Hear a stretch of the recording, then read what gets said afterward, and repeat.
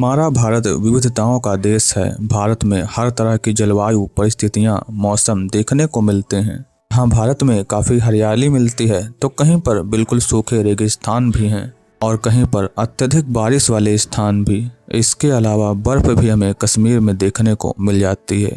इसलिए भारत के लोग अपने ही देश में रहते हुए सभी प्रकार के अनुभव कर सकते हैं। ऐसी सभी जगहों पर लोग घूमने का प्लान बनाते हैं, लेकिन इनमें से एक ऐसी भी जगह है जहाँ लोग जाने से कतराते हैं, वो है रेगिस्तान, क्योंकि वहाँ की परिस्थितियाँ काफ़ी विषम होती हैं।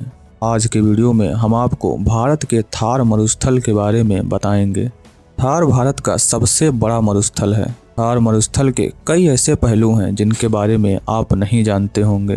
थार मरुस्थल के सभी रोचक पहलुओं के बारे में हम आपको बताएंगे। थार मरुस्थल का 90% हिस्सा भारत में और बाकी पाकिस्तान में है।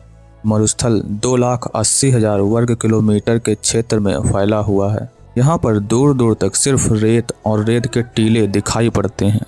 रेगिस्तान की गर्मियों के बारे में तो आपने सुना होगा, लेकिन थार मरुस्थल की गर्मी सबसे ज़्यादा है। गर्मियों के मौसम में जब तापमान हद से ज़्यादा होता है तो रेत गर्म होकर उबलने लगती है, जिसमें अगर कोई नंगे पैर चले तो उसके पैर भी जल सकते हैं। इसके ठीक विपरीत हाल सर्दियों में होता है। सर्दियों के मौसम में यहाँ का तापमान काफ़ी ज़्यादा गिर जाता है। थार मरुस्थल के बारे में कहा जाता है कि इसका नाम पाकिस्तान में स्थित थार पाकर के नाम पर पड़ा है। थार मरुस्थल को द ग्रेट इंडियन थार भी कहते हैं। आपको जानकर हैरानी होगी कि थार दुनिया की सबसे ज़्यादा आबादी वाला रेगिस्तान है। इसका अंदाज़ा आप इस बात से लगाइए कि राजस्थान की लगभग 40% आबादी थार रेगिस्तान में ही रहती है। थार मरुस्थल को देखकर ऐसा लग सकता है कि ये इलाका हमेशा से इसी तरह सूखा और बंजर होगा, लेकिन ऐसा बिल्कुल नहीं है। हकीकत में जहां आज थार मरुस्थल है वहां कभी एक विशाल हरा भरा जंगल हुआ करता था। वैज्ञानिकों को इस बात के काफी सबूत भी मिले हैं, लेकिन सोचने वाली बात है कि फिर ऐसा क्या हुआ कि ये हरा भरा इलाका एक बंजर रेगिस्तान में बदल गया। इस सवाल के जवाब में वैज्ञानिकों का कहना है कि इस विशाल जंगल का ये हाल टेक्टोनिक प्लेट्स में बदलाव के कारण हुआ है। इसी बदलाव के कारण एक हरा भरा इलाका एक पल में सूखे रेगिस्तान में बदल गया। थार मरुस्थल के बारे में एक दिलचस्प स्टडी हम आपको बताते हैं। इस रिसर्च के मुताबिक अगर इस विशाल रेगिस्तान को सोलर पैनल से कवर कर दिया जाए तो इससे इतनी बिजली बनाई जा सकती है कि पूरे भारत में बिजली की आपूर्ति हो जाए। पिछले कई सालों से थार मरुस्थल एक चिंता का कारण भी बना हुआ है, क्योंकि साल दर साल ये बढ़ता ही जा रहा है। इसलिए अब ये हरियाणा और उत्तर प्रदेश तक भी फैलने लगा है। इस समस्या से निपटने के लिए सरकार ने 650 किलोमीटर की एक नहर बनाने की योजना शुरू की है, जिससे इस रेगिस्तान को और ज़्यादा बढ़ने से रोका जा सके।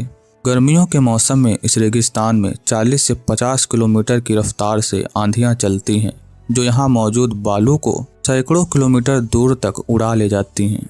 इसलिए रेगिस्तान के काफ़ी दूर स्थित घरों पर भी बालू देखने को मिलती है, जो घरों की छतों पर काफ़ी मात्रा में भर जाती है। यहाँ तक कि वहाँ मौजूद सड़कों पर भी बालू ही बालू दिखती है। थार मरुस्थल की इतनी विषम परिस्थितियों के बावजूद भी कई लोगों को यहाँ जाने का शौक होता है। काफ़ी लोग इस रेगिस्तान में घूमने आते हैं। यहाँ हम आपको एक रोचक बात बताते हैं। अगर आप थार रेगिस्तान में गए हैं और वहाँ मौजूद किसी ढाबे पर चाय पी रहे हैं तो हो सकता है कि वो चाय ऊँटनी के दूध से बनी हो, क्योंकि वहाँ ज़्यादातर लोग ऊँट को ही पालते हैं। ऊँट रेगिस्तान का एक प्रमुख जानवर है। रेगिस्तान जैसे दुर्गम इलाकों में वहाँ के लोग सफ़र के लिए ऊँटों का ही इस्तेमाल करते हैं। हमने आपको बताया है कि थार मरुस्थल लगातार बढ़ रहा है, लेकिन अगर वैज्ञानिकों की एक ताज़ा रिपोर्ट पर गौर करें तो भारत के इस इलाके में ऐसे मानसूनी बदलाव देखने को मिल रहे हैं जिससे सदी के अंत तक इस रेगिस्तान के फिर से हरे भरे होने की संभावना है। जलवायु परिवर्तन के चलते थार मरुस्थल फिर से हरा भरा हो सकता है। थार मरुस्थल की औसत वर्षा में धीरे धीरे वृद्धि हो रही है। साल 1901 से 2015 के बीच यहाँ वर्षा में 10 से 50% तक की वृद्धि हुई है। अगर इसी प्रकार भारत का मानसून उत्तर पश्चिम क्षेत्रों में बढ़ता रहा तो इस बात की काफ़ी ज़्यादा संभावना है कि ये पूरा सूखा रेगिस्तान एक बार फिर से हरे भरे जंगल में बदल सकता है। इससे भारत में एक अच्छा प्रभाव होगा, क्योंकि भारत की तेज़ी से बढ़ती हुई आबादी के लिए ये खाद्य आपूर्ति का एक बड़ा स्रोत हो सकता है। लेकिन इस परिवर्तन के कारण भारत के उत्तर पूर्व में वार्षिक वर्षा का औसत लगभग 10% कम हो गया है, जो उत्तर पूर्व के इलाके के लिए एक चिंता का विषय है। हालांकि इन मानसूनी परिवर्तनों पर हमारा कोई वश नहीं है, प्रकृति अपने मुताबिक ही काम करेगी। तो कुल मिलाकर ये संभावना काफ़ी ज़्यादा है कि थार का मरुस्थल फिर से एक हरे भरे क्षेत्र में बदल सकता है। तो आज के वीडियो को बस यहीं तक रखते हैं। आपको वीडियो कैसा लगा हमें कमेंट करके ज़रूर बताएं। वीडियो अच्छा लगा हो तो वीडियो को लाइक करें और ऐसे ही वीडियोस पाते रहने के लिए हमारे चैनल को भी सब्सक्राइब कर लें।